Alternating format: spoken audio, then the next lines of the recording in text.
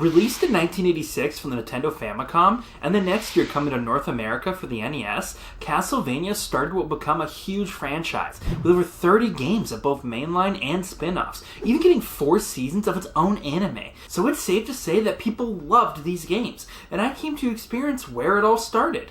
I have never played a Castlevania game before now, knowing absolutely nothing about its gameplay or story, so I decided to play it for the first time live on the original NES. I've been told that this game is difficult, and I was prepared to die a lot. No! No! No, not again! No! Ugh! I set out to finish the game in one session, thinking that it would only take me 5 to 6 hours at most. I went in with the rule that I couldn't look anything up. The only information I gave myself was looking up the manual that players would have gotten when they bought the game. But I didn't decide to do that until the 2nd or 3rd level, so I had to figure out how to play mostly on my own. I did bring a friend to help me so I wouldn't lose my mind, and relied on the viewers to help find the hidden chicken in the walls or other tricks to help me get past certain levels. Yes! Yes! Thank you, whoever said I could do that!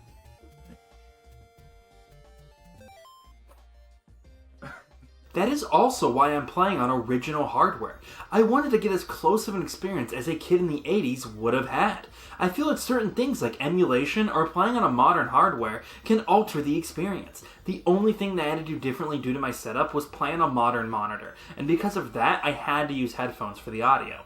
Towards the end, though, we did end up just ditching the sound altogether, and the screen really didn't alter my opinion. However, I have made improvements in my setup for next time to get even a closer experience. But let's get back to Castlevania. Going in, I was confident, and we were moving fast, but our progress was quickly slowed, and my dreams of beating the game were cut short, as we played for 6 hours and 50 minutes, with more than half of that on the last Roman boss, never even reaching Dracula. Now, just because we got burnt out and defeated doesn't mean I didn't have a good time. For what I was able to play, it was so fun to finally beat a tough area or learn what power-ups were more helpful than others. Each of us was able to beat different areas, so if I got stuck, I would just pass it off to him and vice versa. And by the end, my friend had the entire last area up to the boss mastered. And me? Well, not so much. Yes, that one.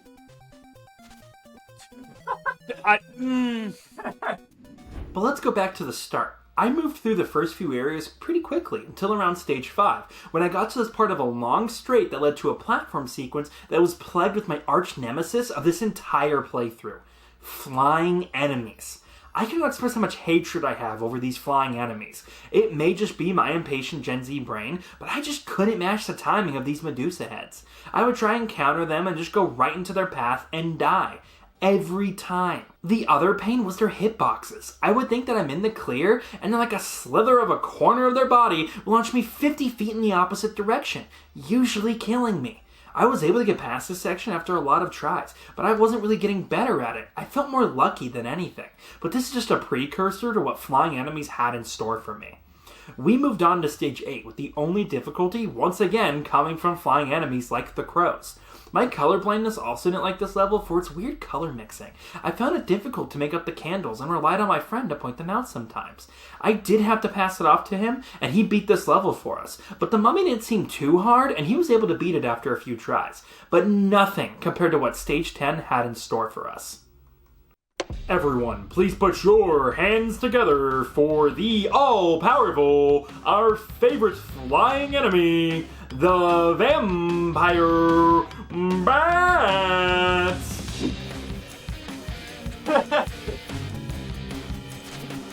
Appreciate it.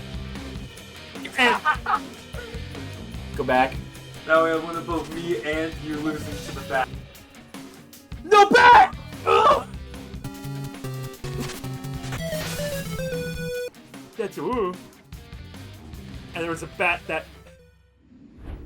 All of the flying enemies sucked, and while some were more annoying, these bats were the worst, and it was mostly due to the platformer jumping. This area was so small and tight that the jumps had to be perfect, and add the small bat that goes below the platform but still hits you, total chaos. Down my mind. We're half... Oh... Oh. No. These bats were so frustrating because they weren't consistent. In one moment, they would take the same route as before, but then you would move a little to the left or a little to the right at a slightly different time than you did before, and now the bat or any enemy would act differently. It's this feature that really got me, is I would move to prepare for the bat, but then get hit because it came from a different way or moved lower or higher. Maybe I'm giving too much credit to the game, but it is cool to see this in an older title. But man, did I hate playing against it. But with many tries and predicting the bats, we finally got past Frankenstein and Igor, which was just hard due to Igor not taking hits and having to dodge the throwables at the same time. We finally entered stage 13 and proceeded to spend 4 hours on stage 13 through 15. We got so burnt out we had to take a break. The bats were by far my worst enemy, but the only other enemies that pissed me off were the skeletons throwing bones, and that's mostly on stage 13. They were on earlier stages, but they were placed in much easier spots to kill. On stage 13, they are holding the worst angles that would make a Rainbow Six Siege player jealous. Yes, some of the boss fights sucked, but at least it felt like I was improving my skills at dodging attacks or hitting them just right. But these skeletons had some movements that left me questioning on what to do. What really made stage 15 so tough wasn't the boss, it was the route to get to the boss. Axemen and Medusa heads lined up perfectly to make you scream! This was hands down tougher than the bats, but this bit felt more doable even though it clearly wasn't. 4 hours. But we felt like we had a chance even if we had the firebomb, or what we called it, holy water. It was key in taking out the axe guys without getting close, but it was just getting to that part with the firebomb that was tough, as it only spawned at the start of stage 13, meaning you had to get through stage 13, 14, and the start of stage 15 in one life with the firebomb. It also meant you had to be careful when you hit a candle to make sure you didn't pick up a different power-up. We managed to do it regularly towards the end, but if you didn't make it to the end straight with all 3 lives, we considered it a dead run. Oh wait, no, I forgot. That is technically one. You have to kill yourself again to get all 3. Yeah. Another enemy I haven't really mentioned was the Dragon Skull Cannon monstrosity. It wasn't difficult once you learned it, and most of the time I just brute forced my way past them, but occasionally they would be in the perfect spot to screw you over, and boy did they do their job at stage 15. They are the only reason that made this level take so long. It didn't make it hard, just long. It takes time to get close to them, and especially this one on the stairs, trying to line up perfectly to kill him and not get hit by the red skeletons at the same time was a huge chore. It was just this section that absolutely killed us. We played and played, but in the end, we had to call it. As I played, I got better, and I learned a few cheeky tricks, like pushing this axe thrower or these red skeletons off screen to get rid of them. Things that probably weren't intended to be a feature, but they helped out anyways. Even if we picked up all the chickens and items we found on this level, I still don't see how we could have beaten it. I don't know if there's a trick to this stage, and I refuse to look it up, but it is super frustrating that it was just this one part that screwed us over, and the fact that we couldn't save made turning off the console physically hurt. Just seeing our almost 7 hours worth of progress just disappear. Overall, I still had a lot of fun, and not beating it is making me want to go back and complete it. But seeing how long it took me just to get to that level, I am afraid for how long the Dracula fight would take me once I finally get there. I think this is a great game for its time, which we hear a lot, but this one I think I could say that with confidence. It keeps you playing and it gives you that sense of completion, but with its weird hitboxes and resets, it's not perfect. I did, however, really enjoy the gameplay. I thought the whip was unique compared to most games at the time.